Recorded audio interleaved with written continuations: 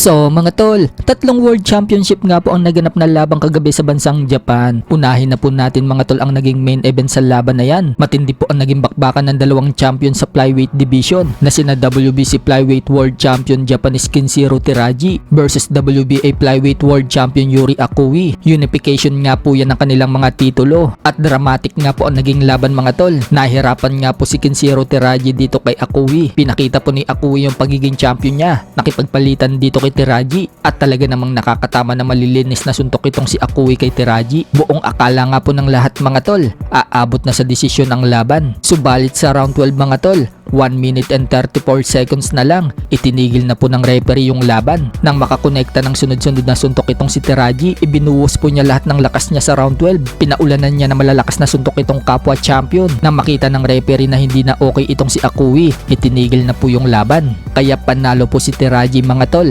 via technical knockout sa round 12. Dahil sa panalo ni Teraji, ganap na po siyang unified WBC at WBA Flyweight World Champion. Buti na lang mga tol, tinapos ni Teraji itong si Akui sa round 12. Kung natapos po yung round 12 at tumabot sa desisyon, kahit na lamang itong si Teraji mga tol sa round 12, magiging majority draw sana ang resulta ng laban. Kung pupunta po kasi tayo sa scorecard, umiscore po ang isang judges ng 106 to 103 pabor kay Teraji, habang yung dalawang hurado umiscore ng 105 to 104 pabor naman dito kay Yuri Akui. Pero kung nakuha naman po ni Yuri Akui yung round 12, malamang siya ang magiging panalo. Kaya pagkatapos ng laban mga tol, labis po ang panghihinayang ni Akui. Dinamdam niya yung pagkatalo.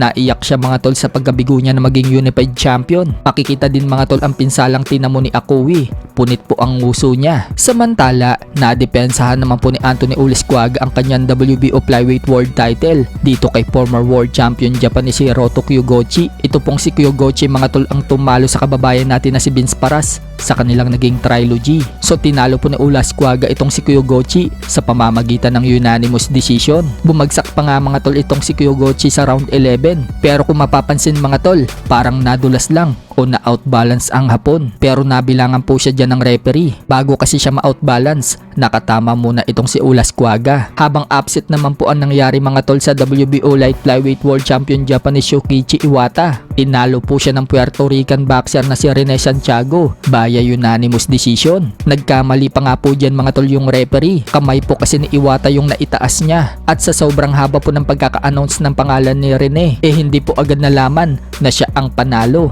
Pero nang banggitin na po yung apelyido niya mga tol, doon na siya nagtatatalon. Siya na pala ang panalo. Nagulat nga po yung referee dyan mga tol dahil namali siya ng itinaas na kamay. So si Rene Santiago na po ngayon ang bagong WBO Light Flyweight World Champion. Nag-post naman po ang MP President na si Sean Gibbons ng picture kasama si Rene Santiago. So nandyan nga po si Sean Gibbons mga tol sa boxing event. Malamang yan mga tol, siya ang nag-asikaso ng laban ni Rene Santiago.